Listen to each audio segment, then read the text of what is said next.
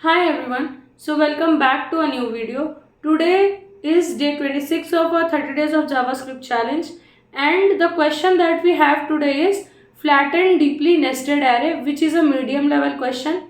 And in this question we have been given a multi-dimensional array, okay, and what we are supposed to do, we need to flatten that multi-dimensional array, and that flattening will happen according to the depth given to us, okay. So now let's say we have a 2D array, okay. Now we have 1 2 3 and the recursion depth that is provided to us is 0. So in that case what we will do, we will just return the array that was provided to us, because we cannot go inside the inside the array, okay. So when n is equals to 0, so there will be no recursion inside, but let's say we have n is equals to 1. So in such cases what we will do, this recursion depth is 1, that means once we get an array, okay, so in such cases we will take the array values inside that array and we will flatten it. So the answer that will be returned is 1 2 and 3. Now let's say we have an example here, okay. We have been given ARR and this is the array provided to us and the recursion depth is 0. So we observe here that there is no changes made in the array, right? So but if we see, let's say the example 2, here the n is equals to 1 is given and this is the original array. The first recursion depth means this array is there, right? So this is the first depth of the array, like the first dimension inside the one dimensional array. So we will we can say we can flatten that array and we can make it into the same array or the output array. So this has combined here, and this is also like the first depth only.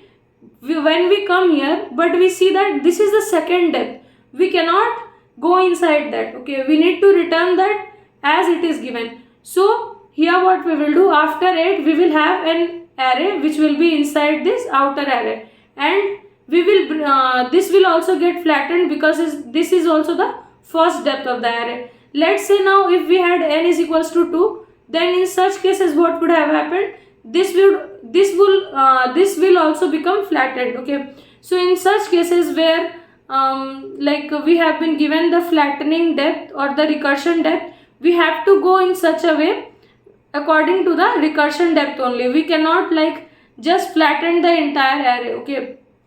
And we have been told specifically that we cannot use the built-in array.flat method. So we need to replicate the working of array.flat method, but we cannot use the array.flat method directly.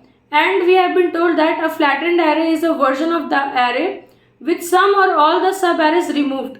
So here what we are doing, we are removing the sub-array in this case, right? We are flattening it and removing the sub-array and making it into the same array, like we are doing here, okay. Because here we have recursion depth as 0, so in this no changes will be made, but here we had n is equals to 1. So here what was happening, we were able to remove this sub-array and add the values into the same array, right? So this is what will happen in the flattening of an array. And now let's see how to solve this, right? So we are aware that we will need a counter or a check to keep the count of the recursion depth.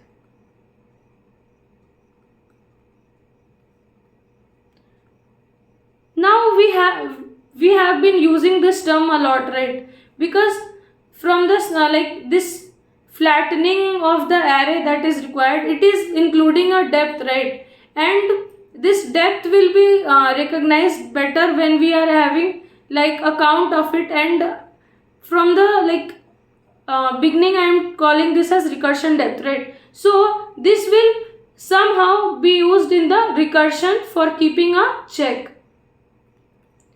So in order to flatten the array here, we will be using recursion, and this will be keeping a check if we are reaching the n or not, we have reached the value of n or not, because let's say when we have n is equals to 1, then we can only flatten up to the level of one subarray, right? We cannot go inside that one subarray. So in order to keep a check of that, we will be having a base, like this will be acting like a base case. If let's say we are using a variable current, so we will have to keep a check that if current is less than n or not, right? So that we will not face a problem while flattening the array. So how to solve this question now, right? So let's say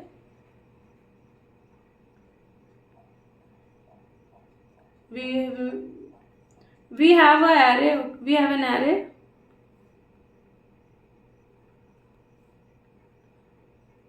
We will take a small array only, 1, 2, 3.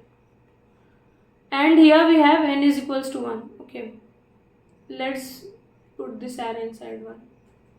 So the expected output that we have here is the new array that we have, 1, 2 and 3, right? So now what we are seeing here, we are keeping a check of this n, and we are moving.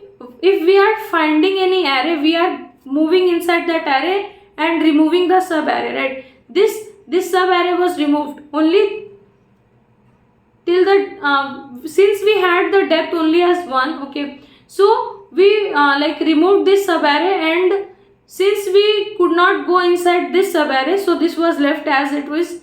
But here we have seen that recursion depth was kept in count, and we were checking somehow that whenever we are meeting a new array, we need to follow some steps again, right? Means if let's see we know that this is a array, we are knowing that this part is an array. So what we were doing, we were calling a function again, right? And we were pushing the value in that new array. So let's say we have the function name as flat. Okay, now we are getting an array here and we are getting the value of n.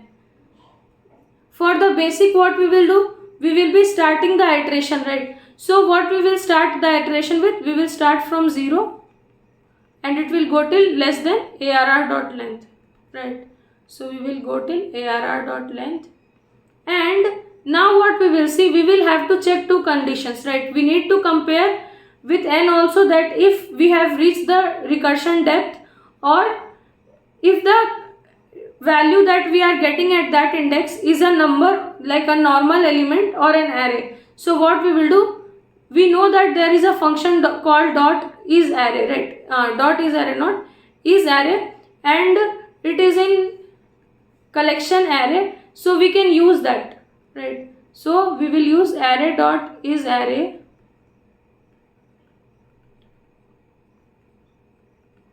at index I. If it is an array, then what we need to do, we need to go inside that array and add that value into the result, and with that we also need to check if we have reached the limit of our recursion or not. So let's introduce a new variable called current, which will keep a check of the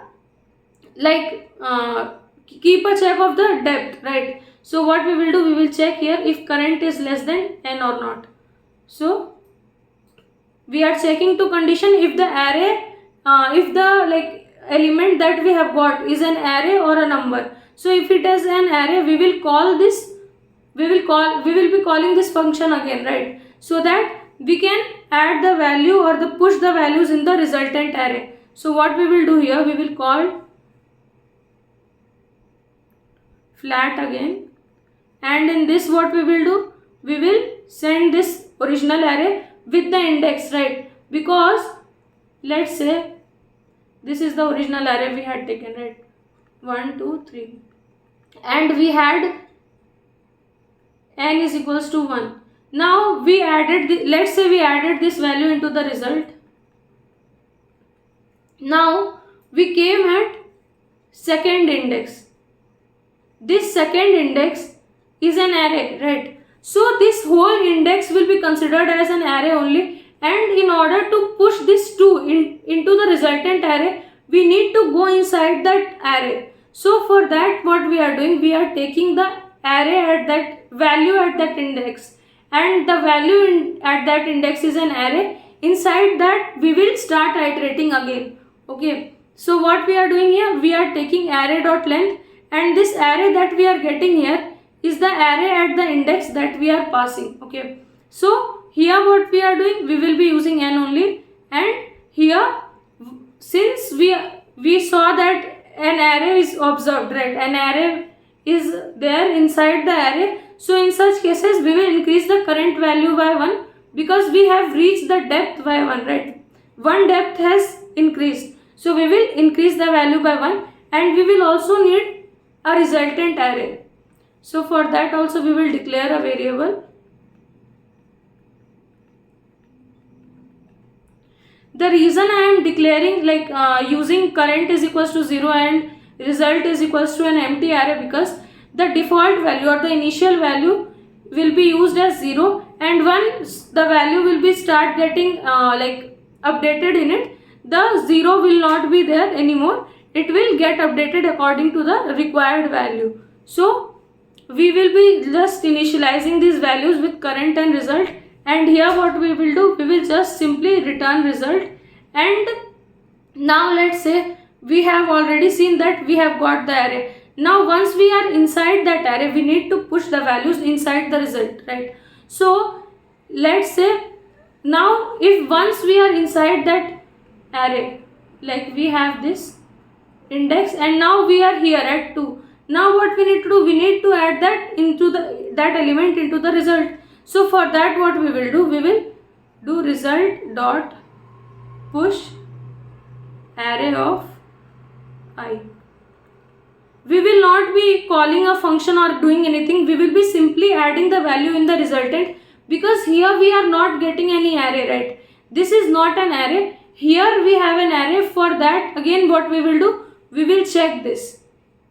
We will check this if the this is an array and value of current is less than n or not. Since the current was 0 and after getting inside this sub array, the value increased by 1, right? So now this value, this condition is becoming false. So what will happen? This 3 will simply get added in the else condition. So what we will get as a result? We will get 1, 2 and 3. So this will be our required output. So now let's move on to the code editor and we will see how the code continues. So let's see the code now. Now first what I had told, that we will be using 2 extra variables. One will be current and the other one will be the resultant array. So for that what I will do, I will initialize them here only. Result and current. Now this current will keep a check of the depth and result will store the resultant array. Now what we will do here, we will start iteration. We will start the iteration, let I is equals to 0 and I will continue till less than ARR of length, right? So we will take the length of the array.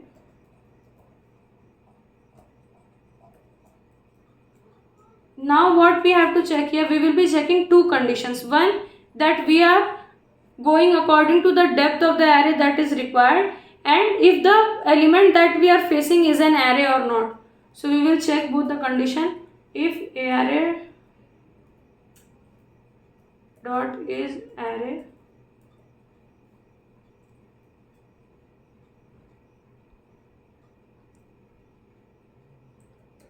ARR of I, and the other condition is current is less than n.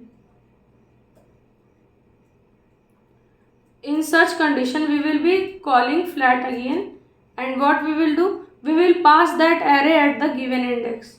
So we will pass the array and will be sent as same, result will be sent, and we will increase the value of current by 1. Okay, so and in the else condition, simply what we need to do, we need to push the values in the result. So we will result dot put push ARR at I. Now what we will do, we will return this output. Return result. Now let's try to run it. So the sample test cases are passed. Let's try to submit it.